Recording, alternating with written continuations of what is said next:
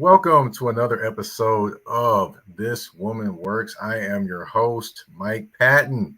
And on this episode, we will be getting into, of course, talking a little bit of acting, a little bit of comic books, cosplay, you name it. We're going to talk about it, in that world, in that realm, as well with my guest for this episode, Toshi. How are you? I am good. It's actually Tashi. Tashi, oh my Yeah. God, Not I'm so rhyming with sorry. Yoshi. No, it's okay. My father-in-law Mhm. literally just calls me Toshi. He will call me nothing else. Oh my God. Oh.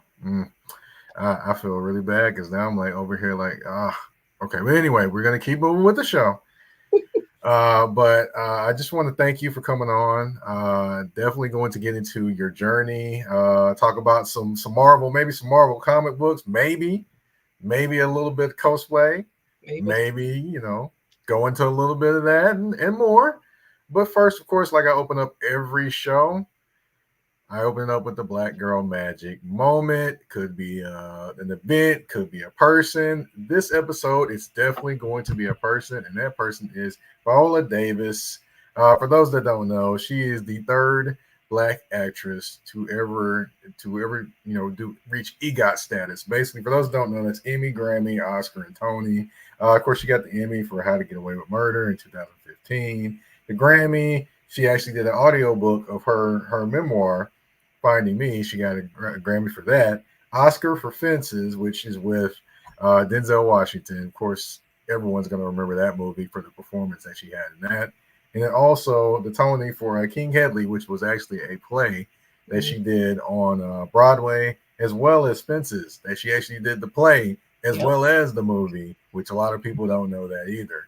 But kind of getting to her growing up, she actually grew up, was born in South Carolina, but her parents moved to Central Falls, Rhode Island. Growing up, she graduated from Central Falls High School, went to Rhode Island College, and then went to Juilliard. And then after Juilliard, her first appearance on stage was an off-Broadway play, Shakespeare's "As You Like It," is what it was in 1992. But her Broadway debut was 1996 in the Broadway production of August Wilson's Seven Guitars, alongside an actor that many people know. That would be Mr. Keith David, who is the minister, preacher, whatever you want to call him in Greenleaf. That's what Benny know him from, or you know him from what other movies you know from? Oh, back in the 80s, Men at Work. Gargoyles is my introduction to Keith David. Gotcha. I Okay. started All off with right. his voice work, and then as I got older, Mm-hmm. that's when I started seeing him in movies. Okay. All right. All right. I still remember him in Men at Work with Emilio Estevez and Charlie Sheen, where Mhm. he's playing a little bit of the kind of the bad good guy in that movie. That I was didn't see funny. that one until I was older, so I saw it after Gargoyles. Got you. Got you. And of course, early 2000s, she was in films like Solaris and Traffic. She also had an uncredited voice role, which many don't know, in as the parole board interrogator who questions Danny Ocean in the first scene of the first scene of Ocean's 11. A lot of people don't know that, but yeah, she was actually the one that was the voice questioning George Clooney in Ocean's 11 to start that movie as the parole board interrogator. So yeah, she didn't get credited for that, but she was in that. She had a few scenes in a movie called Doubt with Meryl Streep, and that's where she kind of began to get a little bit more recognition. She actually was nominated for Screen Actors Guild Award and Golden Globe and an Academy Award for that role. She actually stole those scenes because she wasn't in a lot of those scenes in that movie. Of course, 2011, that's when The Help happened. She won Screen Actor Guild Award. Although I will say she did express regret, deep regret in taking the role. Actually, Mhm. she said that, of course, the story or the portrayal wasn't truthful about the lives of black characters in regards to that movie. But she did win awards, but she did express that regret of doing that movie or that role. Of course, in 2012, in 2017, she was listed as on the time list of 100 most influential people in the world, not just America, the world. So that, of course, Amanda Waller, I'm sorry, in Suicide Squad. See how I just messed that name up? But yeah, she definitely has got a Hollywood Walk of Fame star, and that was actually presented to her by her Doubt co-star Meryl Streep. actually in 2017. She is the 2,597th star that actually is on the Hollywood Walk of Fame, by the way. Of course, can't forget 2022, The Woman King in that movie. I definitely, I've got to say, Viola Davis, above all things, has been authentically herself. Mm-hmm. Everything she has done, she's going to tell you how she feels. She doesn't care how you feel about how she feels. She's going to tell you what she feels, and you going to listen or you going to do whatever you're going to do.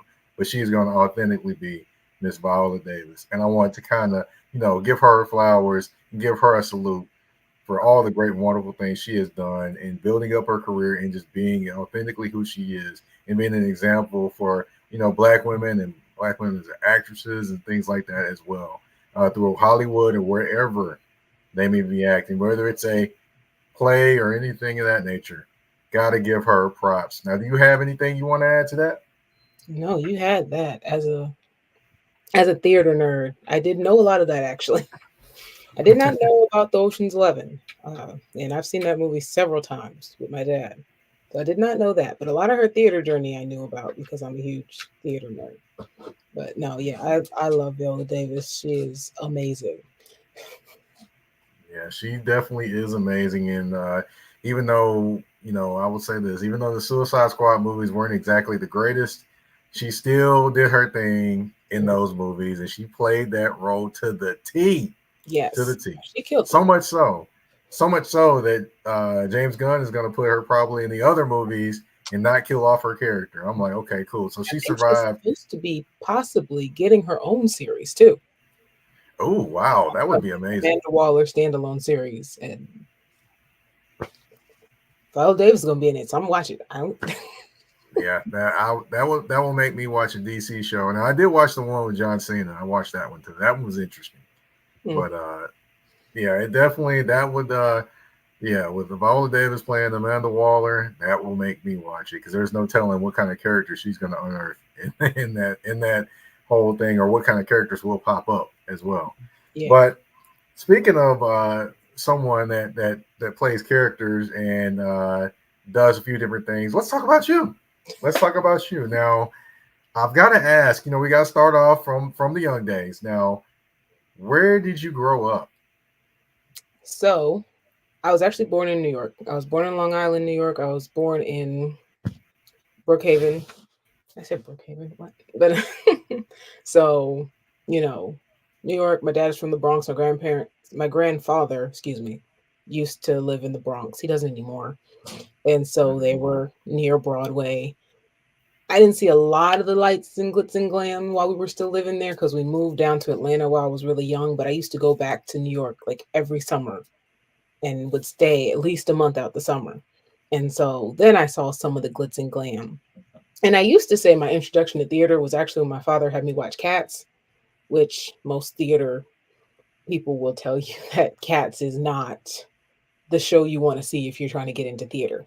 And it's not. It's not. But my grandmother and I had been talking a lot, and I realized my introduction to theater was actually way earlier than that. When I was about 4 years old, my grandparents actually took me to see a ballet on Broadway. And Okay. according to my grandmother, because we talk about this often now, my grandfather passed away about 3 years ago, 3.5 years ago. And so we spend a lot of time together now, a lot more time together. Just, I want to keep an eye on her. And she talks about how we were watching the ballet, and I was looking, I was like, why aren't these people talking? Why are they just moving around and no one's saying anything? But I also at the same time became enthralled in what was happening. Now I'm not a ballerina.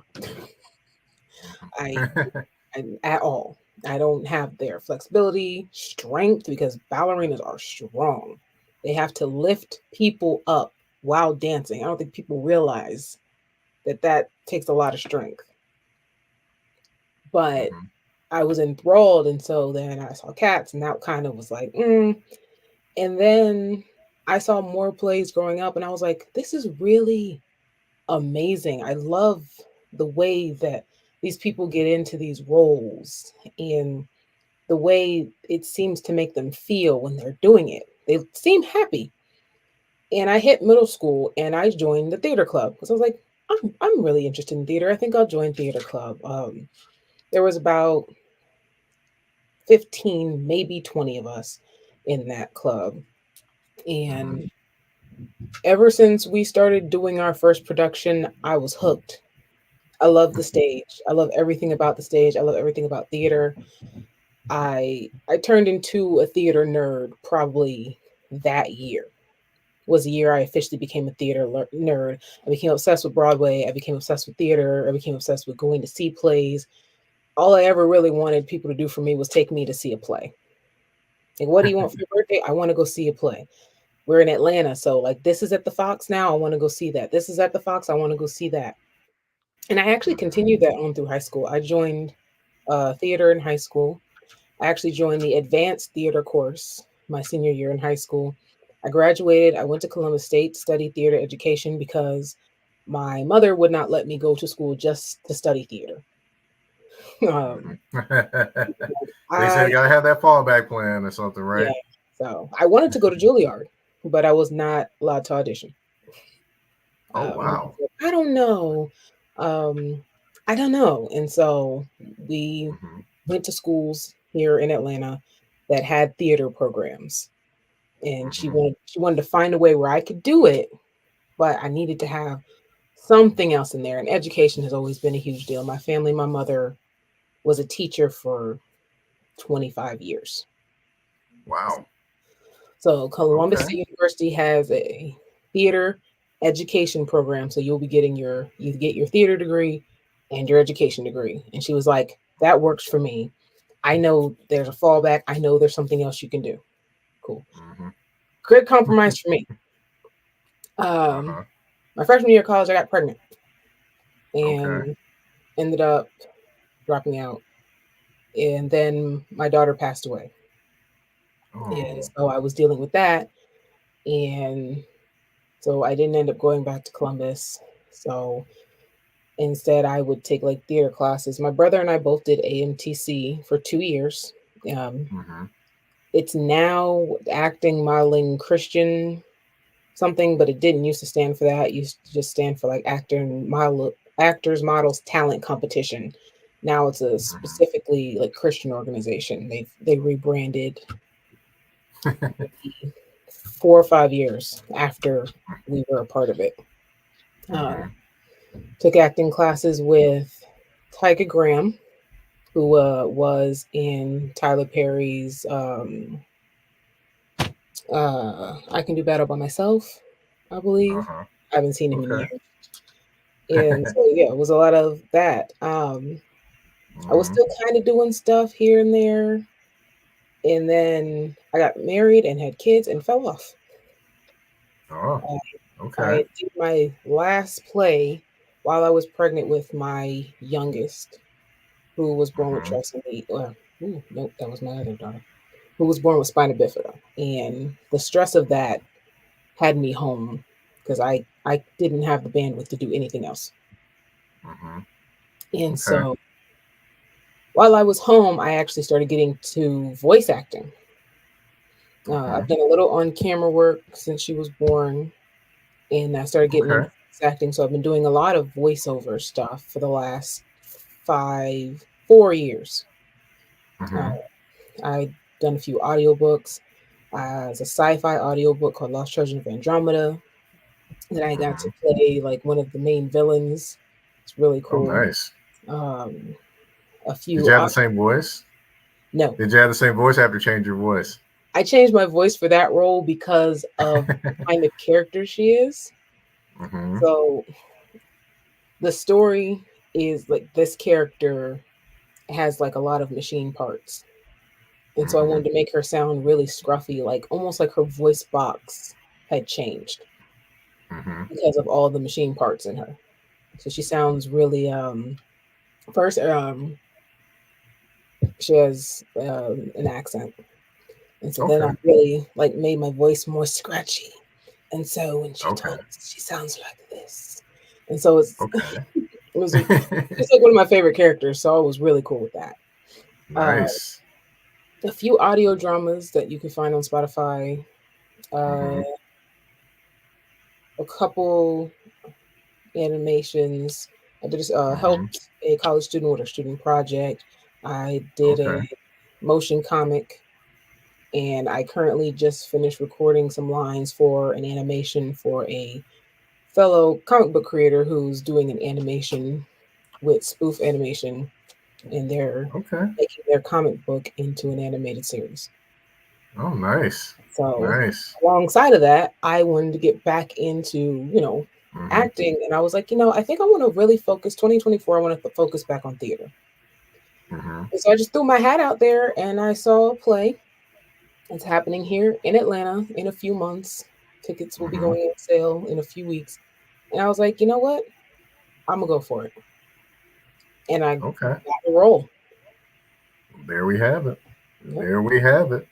I want to also ask you as well. Of course, you gave us kind of a history of kind of from growing up to now. But I wanted to ask. So you grew up mostly in Atlanta, correct? Yes. Okay. So how was it growing up there and kind of being more into theater? I know a lot of people are often sports or whatever different things that are all out there. But how was it growing up in Atlanta, kind of doing it a little bit differently, being in the theater and different things like that? Where did the comic books kind of come into play? So funny, I'm more on the south side, not in the city, more in the Hmm. suburbs area. But now, funny enough, I will say this: I've been a nerd all my life, but I was also an athlete. Oh, okay. What'd you So play? I played softball, basketball. I was on the track and field team. I was on the volleyball team. Okay. So I did a lot of sports. Now, that's not to say that I was Miss Super Popular Athlete. I was not popular at all. Um, my high school, I was fine. Like, Hmm. had a decent group of small, decent group of friends. Wasn't, but in elementary school, I was very much bullied for being the bigger, thicker girl with Coke bottle glasses, reading a book during recess. I Hmm. don't think anyone in school besides my best friend knew that I watched anime, so I didn't have to worry. Okay. Maybe a couple people did. They used to make fun of us when we would do like Sailor Moon stuff in class, but I grew up watching the old '90s, Hmm. 80s and '90s cartoons with my dad. I grew Okay. up watching Super Friends, Batman the Animated Hmm. Series, X-Men especially. That's what made me Oh into such yes. a huge X-Men fangirl. Um, Hmm. Captain America, the Fantastic Four, so right Spider-Man. up, Spider-Man, all those things. So Okay. I grew up with those. By the time I got to middle school, I was ready to Hmm. start reading comics. Hmm. So I was like, well, Okay. my dad doesn't have any, so I have to find my own way to try to kind of read them so I could, Hmm. sneak get stuff where I could. It wasn't until high school I was really able to read them because friends had them. I could go to Barnes and Noble. Uh, stuff online was starting to be a thing. Hmm. So that was really the beginning of my comic journey and Hmm. my anime journey because I used to watch Dragon Ball, Pokemon, and Speed Racer was actually my very first anime. Watched those Okay. with my friends, and then I fell into the Toonami, and I lost my dad Hmm. once I started watching anything else. Ah, gotcha, gotcha. Well, we're gonna get more into kind of your acting. Of course, we're gonna talk about podcasting as well. We're gonna do that more. We gotta take a quick commercial break though on This Woman Works. EBO Beard Butter and EBO Beard Wash are two of the best beard grooming products for men worldwide. They help promote growth, keep your beard moisturized and soft, and enhance your overall upkeep of your facial hair. And with the new promo code MPAFC10, you can get 10% off on these products. Just go to www.etsy.com/shop/EBO Beard Butter. Again, that's www.etsy.com/shop/EBO Beard Butter. And again, the promo code MPAFC10. Again, MPAFC10, where you can get 10% off any products except for beard boxes. So treat your beard better today by going to get this the EBO Beard Butter at EBO Beard Wash.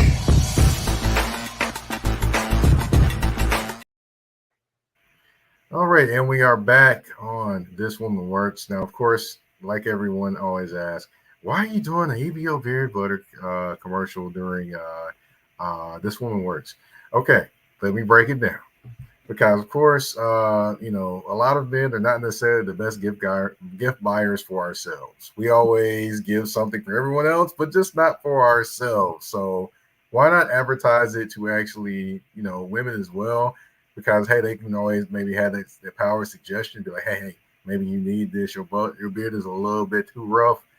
Maybe you can use this to soften it up. And hey, my gift to everyone in terms of like Father's Day coming up too, 10% off on it as well, everything but beer boxes. So that kind of explains that. I usually do this every episode, so it's just kind of fun to do for me. I know. But It's great out of it because I'm always looking for new products for my husband for his beard. I'm really need him to get more into. He's really trying to get more into grooming his beard, and we're always trying to find new products. So yeah, he actually Ed actually will mail that. He actually is in DC area, so he'll actually mail it to you too. So yeah, definitely good thing. I'll get the information to you as well, whatever other information you need. Because he's got like beard, he's got like a beard wash, he's got a beard balm, he's got like different types of beard, balm moisturize your beard and everything. So yeah, so he's got a lot of different products. Let's see. We're getting back to the show. Of course, I gotta kind of rein it back in.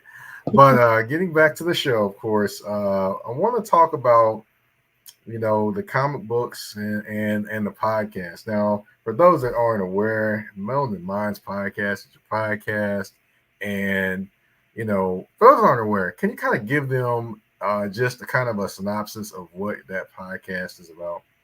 yes, so Melanin Minds is a podcast that is about empowering Black women creatives in the comic book and manga space.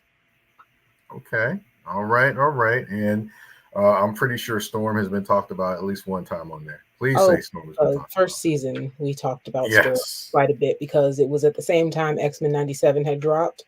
And so the last episode of every season, we do a roundtable discussion, and the entire first, I want to say 20, 30 minutes of that discussion was about the first episode. Okay. Now I have watched X-Men 97, and I absolutely love it. And I hate it that it's gone away, but it'll be back pretty soon, apparently. It'll be back like the end of the year or something. So cannot wait to see more of that. But of course, what made you start that podcast, by the way? I just want to, kind of ask that question. So 2 reasons. One, I'm a Black woman in comics. Okay. And my husband and I are co-founders of Midnight Comics, which is Atlanta's first and largest Black family-owned comic book and manga publisher. And so I'm a Black woman who writes comics, who edits comics, because I also do some editing for not just us, but some other comic book companies. And I don't remember who I was talking to, but we were talking about just Black women being represented in creative spaces. And the number of recognized Black women who work in the comic book industry is around 3%. Wow. That is vastly under every other intersectionality, at least given race and gender. And so it's like, it's crazy how we don't have a space for Black women comic creators to just speak and be recognized. And it's a project I thought about for a few years. At first, I didn't know what I wanted to do. And then I was like, I'll start a podcast. I know plenty of other women in this space being in this space for over 3 years now. So many. And so many I've never seen anyone talk about who are absolutely brilliant and talented. They're amazing story writers. They're amazing artists. Some of them work mainstream and people still don't know who they are. And so I was like, well, I'm going to start a podcast. This is what it's going to be about. This is who it's going to be for. Take it or leave it. Okay. All right. Now, I do want to ask, the comic books, I want to kind of dive into that. what is kind of the creative process since you talked about being a co-founder and writing and creating comic books and more than likely creating comic book characters? Hmm. Um, what is kind of the creative process that goes behind that? Do these ideas just hit you out of anywhere and you kind of type them in your phone and go like, okay, cool, I can write this out when I come back? Or do you kind of sit down and kind of flush out the whole thing and then get started? It depends on the story. Okay. So, like, some of these are story ideas that we've had for a while. And they were like, all right, we're going to tweak this. Or in the case, my husband had a story he's been writing since high school. And we took elements of that story and put it in two different stories. Mm-hmm. So, like, his manga has elements from that story. And then another comic we have called Dogma has some other elements from that story. Mm-hmm. So, sometimes it's just like, oh, I have an idea for a story. Let me write out a quick little blurb right quick. Mm-hmm. And then I'll get back to that. We'll outline it, we'll plan it, we'll start writing it. Other times, I have an idea for a character. Now I need to figure out the story around the character Mm-hmm. and then outline it. If there's one thing we always do is outline the story. No matter where Gotcha. it started, whether it started with the character, whether it started with the plot or the idea, there's always going to be an outline that comes before we start any writing of any actual book, just because we want to know where the story's starting, where it's ending, and a little bit of how it's getting there. And it Okay. just makes working easier for us. Got you. Yeah, to me, I probably would be the writer that you would hate then, Oh because no. I literally, I don't write down any of the characters. I literally just start. I listen to basically what I do. I write like some. A lot of people know this, but I write like short story series, and I've written like maybe 6 or 7 of them, Mm, and they'll be like about 12 or 13 parts to them, if not more. And literally I just turn on a record that I'm listening to, or say it'd be an album. Just to throw an album out there, say like Black's album, um, one of his album East Atlanta Love Letter. Like I wrote a short story just listening to that album over and over and over again, and it literally was like 10 or 11 parts. And I literally was creating the characters off the top of my head while I was writing the whole story. I'm just popping this character in, popping this, popping that. So yeah, that's why I would said I would probably be one of probably you're probably one of your worst nightmares in terms of a no. creator. They do that with shorter stories, actually. Hmm. The reason I can't do that with the longer stuff, like with the comics, because I know the comics is going to be a bunch of issues leading up to a certain point, is because that's how I used to write novels, and that's why I never finished any of them. So if it's a shorter story, I can do that. If it's a longer, like supposed to be novel length or multi parts, if I don't plan it out, it's not going to get done. Ah, okay. All right. All right. Well, I can understand that. Definitely, I can understand that. But I do want to ask, of course, about the cosplay because I mean, I saw some of the pictures and things like that, and I'm like, wow, she is deep into this. Now, when did you first start diving into that realm? Well, actually, like elementary school, this was before social media.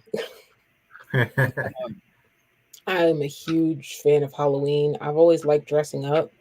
And so every Halloween, my brother went to a private school and they would Hmm. always have, it was a Christian private school.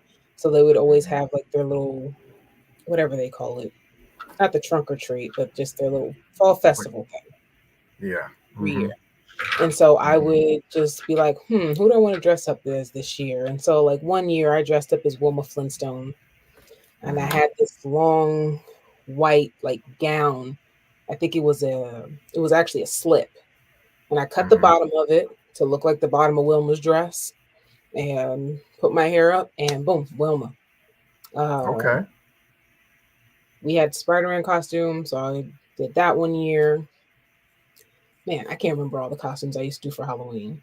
Then our church had a fall festival. The last year I ever made my own costume for Halloween back then, I went as a rock star. I made my own Hmm. costume. I'm not great at sewing. Mm-hmm. So I just kind of put together this top that wasn't too bad, kind of sewed a little piece of it so it would stay together. And then I sewed the skirt. It was all sparkly, and I had like sparkly cool barrettes in my hair and had like a fake guitar. And then the skirt fell apart. Oh, I think this was like my junior year of high school. So still really before social media was huge. Like I had a MySpace page, but like I oh wasn't, yeah. I wasn't posting the stuff on MySpace like that. So, Mm-hmm. but yeah, it fell apart in the bathroom. Thankfully, I had some shorts with me, and so I put those on, and that was the last time I actually made a costume. So you could say I was into cosplay before it was cool, but never really did anything with it at the time. And Got so you. this is before my youngest was born. So I'll say about 7 years ago. I ran into Taylin Kell and another cosplayer named Lucky Luna at an event that my best friend was doing. She was vending at an event. And I ran into them and I was like, I've always wanted to do cosplay because I love dressing up and making costumes and doing all this and that. And she was just like, well, just do it. And I was like, huh, you've made a good point. All right, I will. And so that day, I actually made a separate cosplay page called Luscious Cosplays. Okay. And so for I think a year and a half, maybe 2 years, I ran that page. And it actually got some good traction. I got a good following, good engagement. But around the latter half of that page, we also started Midnight Comics. So now Mm-hmm. I was running my page, Toshi J page. I was running the cosplay page. I was running the comic page. And that's just Wow. Instagram. And then Facebook. Mm-hmm. At the time TikTok wasn't there yet. But Mm-hmm. already all of that was too much. So I stopped putting as much energy into the cosplay page Mm-hmm. because I wanted to focus on my personal page and I wanted to make sure I put focus into the comics page because that was the business. Right. So that Right. page fell by the wayside. I think I made like two more posts after that on that page. And so I was like, well, you know what? My personal page is Toshi J. I am Toshi J. Whatever I do is part of this page. So I picked back up into the cosplay about a year ago to where I was actually Okay. posting it. And so really hit the ground running earlier this year, trying to redo some of my old cosplays that maybe weren't all that great, um, find some new ones to do, go some cons. And I actually started trying to learn how to do face paint because I can't do makeup at all. Okay. I, Okay. I don't do makeup. I don't know what I'm doing. I just end up looking like a clown half the time. Uh-oh. If it's not if it's not basic foundation and some lipstick, I am lost. So I was like, but I really want to be able to do face paint and looks with that. And I have this one cosplay that I want to do, and I call it the Raven X Raven cosplay. And it's a cosplay that I aim to do, and I really think I can do it this year. And so I was like, well, I'm gonna start doing a series every October. I do a series where I do nothing but face paint for the month of October. And then the Mm-hmm. rest of the year, I do like one face paint look a month Okay. because Okay. face painting, even once a week, is a lot of work. Oh And I've yes. slowly seen my skills improve. So I'm proud of myself for that. And Mm-hmm. so then I was just like, yeah, let me get back into that. And so I redid my Saj Ventures cosplay this year for Star Wars Day that I hadn't done in 3 years. Okay. I was in a Lore Olympus collab where I was Hades. Okay. Then we went to MomoCon recently and they had the Spider-Man meetup. So I actually made my own Ben Riley costume. Ah, okay. Mhm. So I ordered a Nice. red morph suit. I had a blue hoodie. I cut the sleeves off. I painted the spider on the front and the back of that hoodie. I had my red shoes and I had it. And then I lost my hoodie at the convention center. And so now I don't have it. Oh. Oh man. Messed up a whole outfit, didn't it? Man, so I'll have to wait until I can get a new hoodie because Scarlet Spider is like in my top 5 spider people. Okay. All right. All right. Now, of course, I want to kind of get into the world of acting and the world of talking about, different being comic book, being a owner of a comic book company and things like that, and kind of the different challenges that may kind of entail. But of course, one more commercial break, then we'll be back and we'll kind of go through that as well. Okay. Mhm. All right. A shift. A shift is something that happens and changes the dynamics. And that's what happened when Garrett Logistics was born. After 10 years as a sales pro in the logistics world of sporting goods, John Garrett decided to pivot to the world of freight and start a brokerage. So you're saying to yourself, why trust Garrett Logistics? Well, Garrett Logistics helps shippers improve overall workflow, along with increased on-time pickup and delivery percentages. Last-minute loads, multi-drop pickups, and more are part of the services with Garrett Logistics. They're available Monday through Friday, 7 a.m. to 6 p.m., and Saturday, 8 a.m. to 12 p.m., all times Central Standard Time. So give them a ring at 615-400-8484. That's 615-400-8484, or you can email them at john@garrettlogistics.co or visit their website at garrettlogistics.co. Garrett Logistics, where the motto is, it's not just freight to us, it's your business.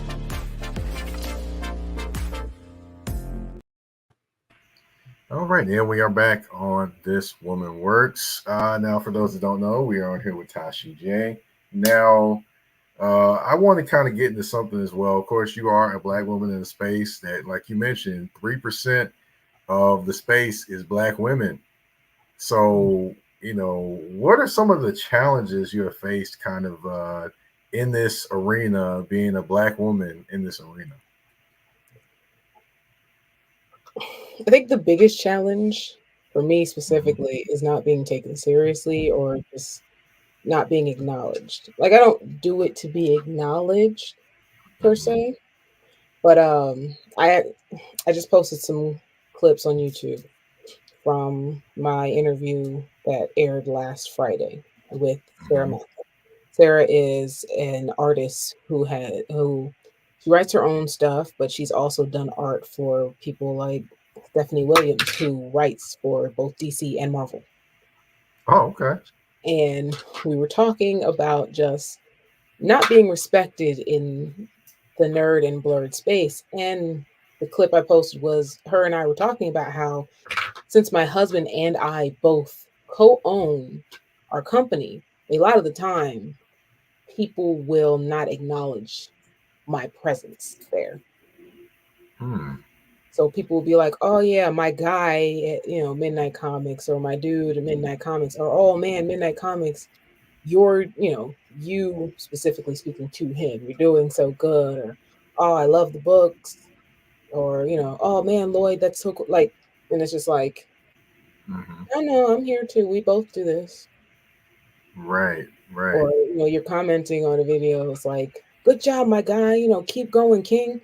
I'm like, "No, there's two of us. There's two of us." There was a time when we first started. A lot of time he would get invited for interviews, and Hmm. he wouldn't. Or I would show up and people be like, "Oh, I didn't know you were coming." And I was like, "Oh, I mean, I am half owner. This Right. 100% Black woman owned." Hmm.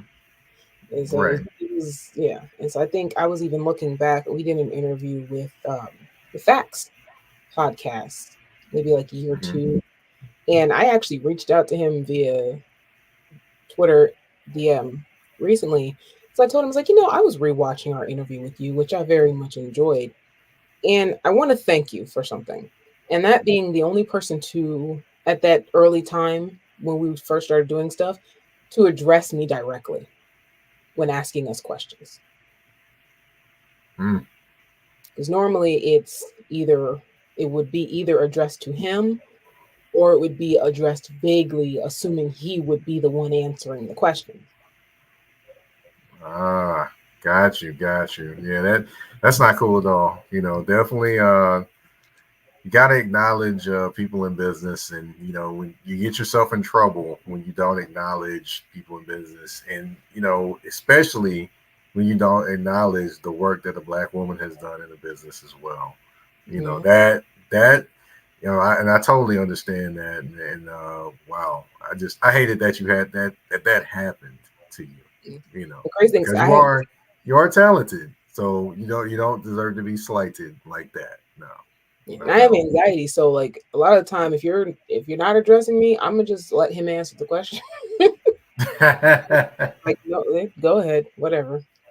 And so Mhm. that's another reason I did start this podcast, because I was just like, this is ridiculous how many times I've been just slighted here in the space because it wasn't worth it. Even recently, after we started the podcast, I've gotten into a few back and forths with people who are arguing with me and some other women about how they don't need Black women to give input on their stories when they have Black women in their stories. And we're like, well, it's your story, it's your prerogative. But when your story suffers for that, Mhm. that's a problem you're going to have to deal with. Yeah, and then he also has to understand that it's easy to write as a black man on a black man, but as a black man writing on a black woman, nah, not necessarily something you're gonna always know about. You're not gonna know about that. Just like a black woman wouldn't know how to write on all the things about a black man. A black man is not gonna know all the things to write on a black woman. Yeah. It's just There's always just not gonna know nuance. it. There's always Right. nuance. Right. Exactly. And I just want to ask also, what is some advice just for anyone that's maybe trying to get into all the things that you're doing? You're acting, you're an owner of comic, we're a co-owner of a comic book company, which that's outstanding. And then also, I mean, doing cosplay. What is some advice for anyone that's trying to get into this kind of creative field? I'm going to use both the advice that was given to me and the advice my husband gives when we get this question when we're on interviews, and people hate it, I know, but just do it. Screw what everybody else has to say. Just do it. It makes you happy. Go for it. If you fail, well, you failed. You can't win without failure. Don't let anybody drag you down. There's going to be times when you just feel like it's not worth it, but it makes you happy. And so self-doubt comes, you got to talk yourself back out of it because you know it's something that makes you happy. Okay. All right. Yeah, it definitely is some advice. So the thing also I would throw on top of that is in terms of just doing something, there's always the people that want everything to be perfect when they first start it. And you gotta always realize it's always gonna be better. It's gonna be a certain way when it starts, but you're always gonna learn and get better. So you're not gonna do that if you're still trying to perfect everything before you even get started. Yeah, definitely had to break out of being a perfectionist. This is true. It's true. I know. I definitely thought about a few of those things and how would I be received and all those things before I even got started doing podcasting. But I mean, I'm what 3+ years later, and I'm still doing it. And of Yeah. course, this podcast is going now, so now I've got two podcasts that I do as opposed to one. So there we go. I think as a But Black person, sometimes we're worried. It's like, what's the backlash I'm gonna get? I know how racist some people can get when they see me doing certain things, or I know how biased some people can get, or body shaming is really big in the cosplay community a lot of times. All those little things creep in. It's just like, you know what? You got to just learn to tune them out. yeah, that's true, and just be authentically who you are, right? Yeah. I mean, I was, I think somebody said, what is it? Culture. Somebody said I culturally appropriated because I dressed up as Louisa once. Well, okay. I hear you there, but definitely enjoy getting to know you more and understanding more, and actually learn about all the different wonderful things that you're doing. I want to wish you well in being an actress and stepping on that stage and doing your thing because I know you'll do well. But I also want to help everyone get to know you a little more. So we're gonna enter the game portion of the show. It's speed round. I got 10 questions for you. Are you ready? Let's go. All right. Your favorite character you dressed up like? The favorite character I've dressed up as? Yeah. Oh, yeah, I gotta go with Ventress. I'm a huge Star Wars nerd. Okay. I All love Star right. All right. Favorite movie you've ever watched? Chicago. Chicago. Okay. It's All also right. Yeah, that's a what's that? it's also a musical. So Oh, I know exactly what it is. The one with Queen Latifah. hmm Yep. that's Yep. the theater Worst movie. version. Worst Got you. movie? Plan 9 from Yep. Outer Space. What's that? Plan 9 from Outer Space. Ah, okay. I thought you said Killer Clowns from Outer Space. I was about to be mad. No, I I love love that Killer movie. Clowns. In fact, I just got the game. Oh, you did? Yeah, I got it day one. I was so excited when they announced that game. I would, one thing I'm kind of like I'll be torn about is if they remake that movie. If they remake that movie, I'll be kind of torn about it. I'm gonna be interested, but I'm also gonna be like, nah, don't mess with that '80s classic. Yeah, leave it alone. It's kind of like with The Crow. I'm kind of torn on the remake of that. We'll see what happens. See, you got the same experience. You got the same thoughts I do on that one. Um, Favorite actress. Oh, that's always hard, but it is somewhere between Viola Davis and Mama Angela. Oh, okay. I had to ask somebody last episode to choose between both of them. So that was a good one. Um, Favorite event you've been to? DreamCon. Okay. All right. Best place you've ever visited for like a trip? So my family is Caribbean, Okay. and so Barbados. When we went to Barbados to see my cousins, it's so beautiful. Okay. Let's see. Let's see. Best restaurant you've been to? It could be one that everyone knows or doesn't know. That one's difficult because I like food, but I haven't been to a lot Hey, of don't we nice all, right? restaurants. I feel like I know, but I don't. I feel like the name of it escapes me because it's not like a regular Applebee's Olive Garden kind of. It's like one of those Is it a hole in hole in the wall? and pops type restaurants. And I think it was like a breakfast restaurant Oh, okay. here in Atlanta. And I don't remember the name of it, but it was delicious. It was really good. But I Okay. do All not right. remember it. Gotcha. Gotcha. It sounded like you were having like a moment in time thinking about it just right now. I was thinking about that French toast. Oh man, All right. What is a dish you like the most? macaroni and cheese. It's my favorite Oh, me and you are the same on that one. I love some macaroni and cheese. Your favorite Marvel character?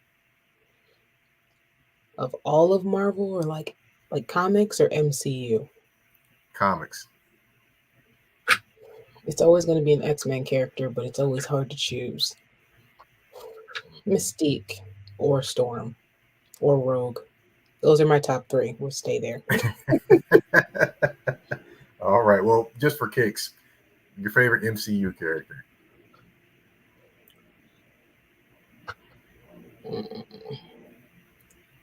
I'll go with Wanda for right now. I feel like it'll change. Okay. All right. All right. I didn't expect that one, but hey, person who play you in a biopic. Dang it! I feel like I've thought of this before, and now I don't remember.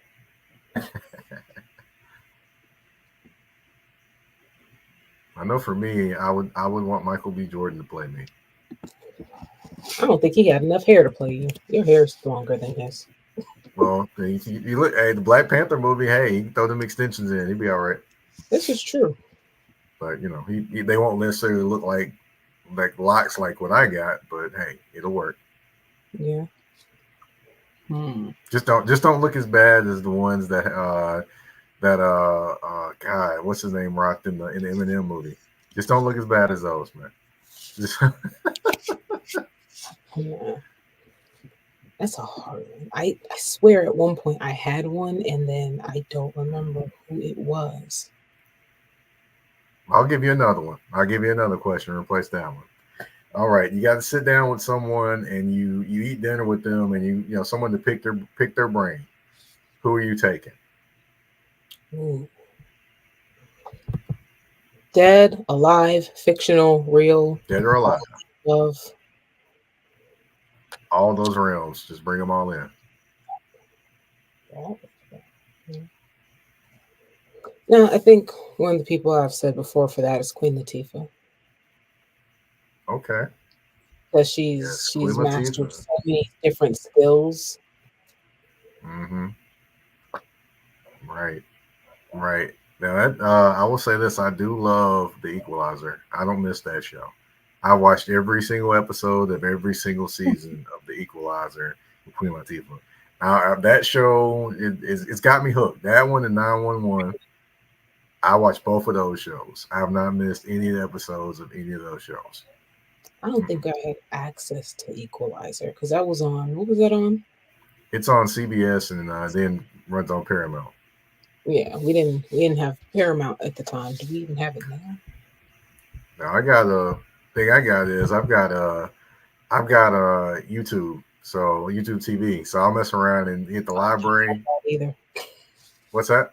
So don't have that either.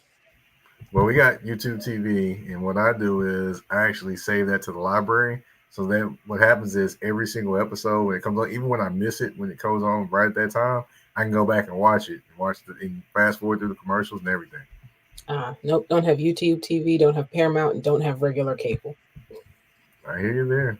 I hear you there. Hey, there you go. But hey, that is the speed round. We have wrapped everything up. I want to thank you for coming on and telling everyone kind of how you grew up, how you got into all the things you're into now. Again, I want to wish you much success on the acting and the stage play. I know you're gonna knock it out the ballpark. Ain't Oh, even worried about I got nothing. If there's one thing I will brag about and get a big head about, it's my acting chops.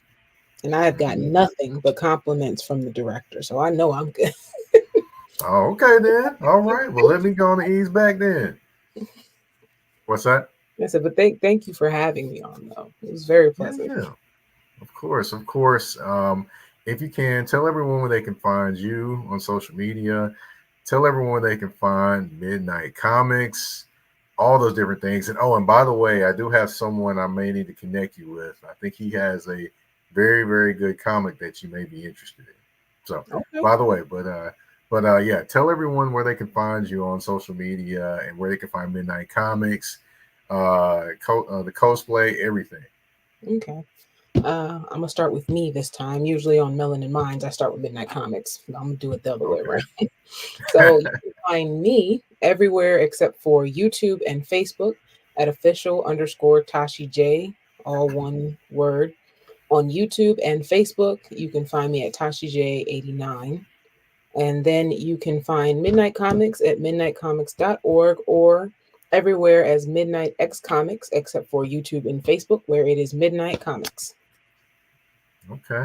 All right. All right. Oh, and then we did have an answer. I'm sorry. In the this woman works actually inbox. One person that want to sit down with Dead or Alive. I am descent that said Jesus or Dr. Sebi. Now, bet that would be some interesting conversations there. Jesus would be able to tell you everything before you said it, probably. I might get on my But like Jesus, look, Lord, I love you, but can you not keep cutting me off? I I don't hear want you there. this time. Oh goodness, but yeah, I am the host of. For those that don't know, I am the host of This Woman Works. My name is Mike Patton. You can find me on the artist formerly known as Twitter at Mike Patton 82. That's MikePatton 82. Of course, the artist formerly known as Twitter. We're giving props to Prince on that one. That's like I always do with every single episode of podcast I do because he's one of the greatest musicians of all time. Of course, you can also find me. What's that? I will not argue with that. There we go. There we go. I don't think too many people will, but there, you may find some.